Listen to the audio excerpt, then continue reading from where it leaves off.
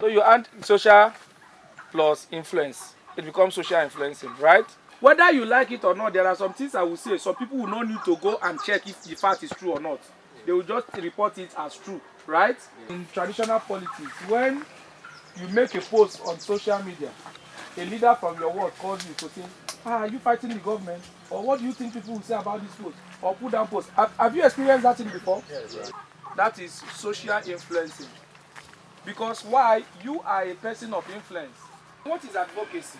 Advocacy is fighting for a cause. For instance, there is a road that is bad in Ubuluku, and you are from Ubuluku, and you have social media, you snap the road and put it on Facebook and say, government, I want to call your attention, and people start sharing, and before you know, they are going to do the road. That is what advocacy strategy.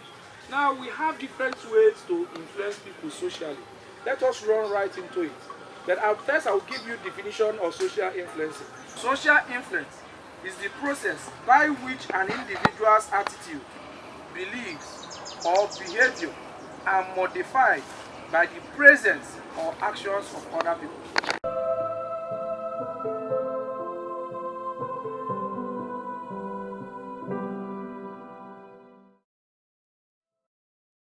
Beliefs, people's behavior are being modified, changed because of the presence or action of other people. Now, I will give you an example of Revive Africa initiative. No matter how credible a particular link, opportunity link is, if you paste it on my platform, nobody will apply for that thing until they have confirmed from me if it is legit. Do you understand? So that is why I must also always be careful of the way I act. I must make sure I verify before I give information. Why? Because I know if I tell them that it's legit, nobody will go and press Google. The belief they have in me, whatever I say, have a way of affecting their beliefs or attitudes, right? That is social influencing.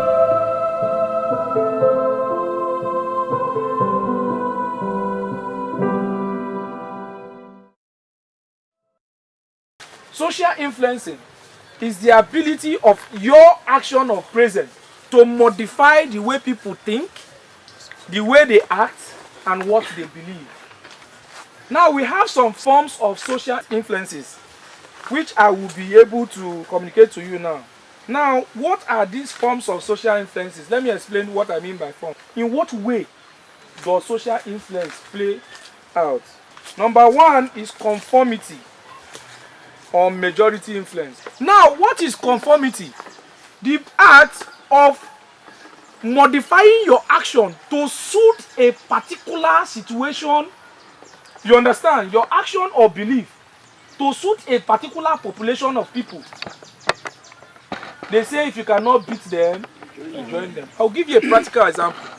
When they were doing the NSAS protest, when they started, I did not believe in the process, but I felt it was this Yahoo boy against SARS thing. But when I got to begin to hear testimonies of young people who have been killed in this process, I said, okay, let me join them in solidarity. When I got to the place, the pattern they use is not actually the pattern I know struggle for. Some people are just smoking a bowl. Some people, you know, the thing is just terrible. But you know, only me use my sense. In this kind of place, if you want to show that you are different, they will even beat you there. And use you shan. We assume that all of us are the both smokers. You just follow them and shout NSAS and NSAS. Even when something is not too far, you just smile. Don't give them the impression that you don't like what they are doing. That is what they call what? Conformity. Okay. Where somebody will need to modify his ideas, his beliefs, you understand, or his action, based on an imagined or group pressure, external pressure. That is why you go to some environment and you don't have the choice, any choice, than to do what? Than to be responsible. And you go to another environment and you don't have any choice than to live one kind of life. Conformity.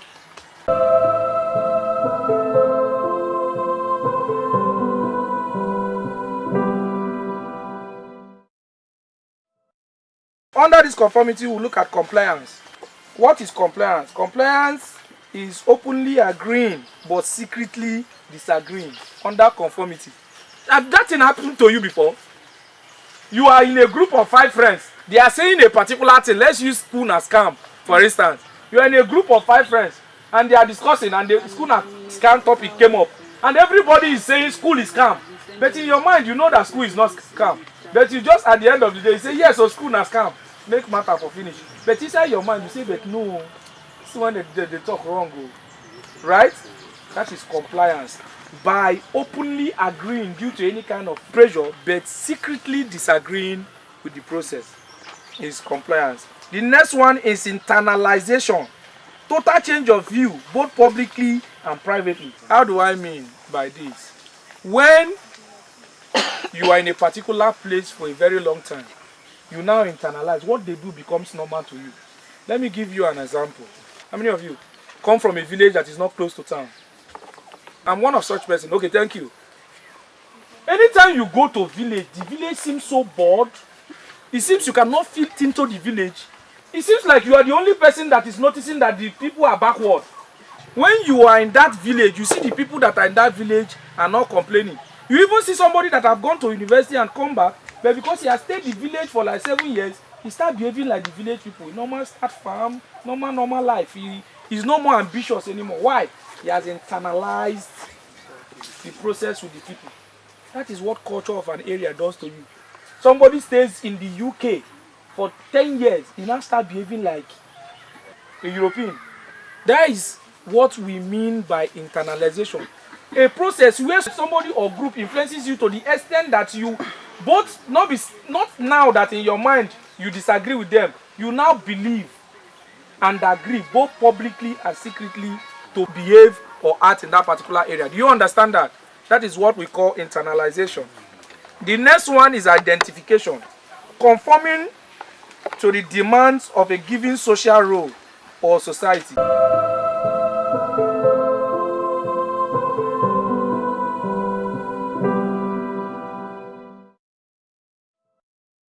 Other ways of persuading people can be through propaganda, manipulations, or prophecy. Now let us go to tools for social influence.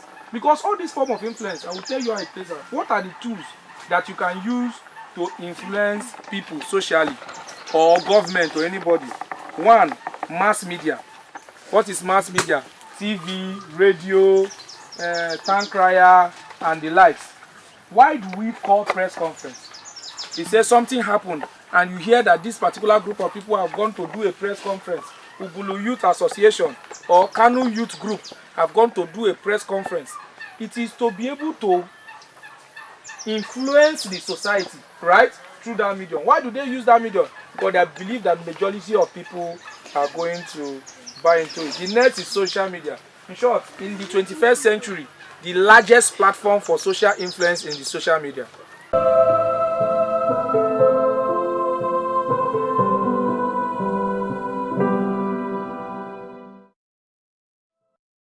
Culture and norms. What is wrong here is not wrong there. Right? But you cannot go to Connaught and openly have a beer parlor where people drink openly. So these are tools of social influence. Then advocacy, we'll go to advocacy and then we'll look at the strategies. Advocacy is an active support for an idea or cause expressed through strategy and methods that influences opinions and decisions of people and organizations.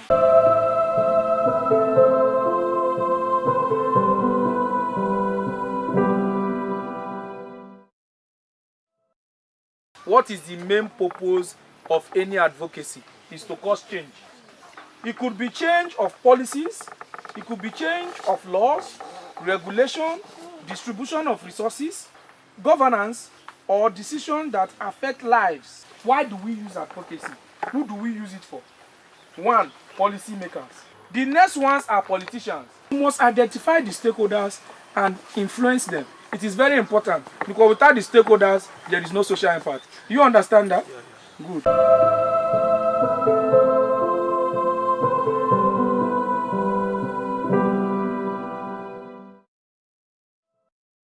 Don't be somewhere and something is spoiling and you say, I don't care. They contract a road, they do it small, half, and leave the remaining one. It is your duty here to grow the trumpet. Sometimes the governor does not know that the thing was not completed. Let me tell you the truth. It cannot be everywhere. The next one is policy dialogue. Now, there is something we want to introduce, the second project for Revive Africa initiative. We want to introduce it, that let it be in the curriculum of primary and secondary school, that in their curriculum, they will make the pupils and students to undertake in community service. Because it will teach them to be leaders early. It will help them to think of solutions. It will also help them to think in the direction of, you get them to see the value in contributing to the society. But can we just go and force government to do it? No. You engage in policy dialogue. You live here, you go to the House of Assembly Committee Chairman on Education. You tell him. You can go to the Senate House of Rep. And you convince them. Only them now will make it a bill and read it in the House, right? You influence a bill. And before you know it becomes a law. This is what policy dialogue can do for you. These things are critical. If you are an NGO, community association, group, advocacy group, if you don't know all these things, nothing will happen. The next one is organized campaigns. Organized campaign. Have you seen how Yali Network do their campaign? All of you knew how NSAS trended as NSAS.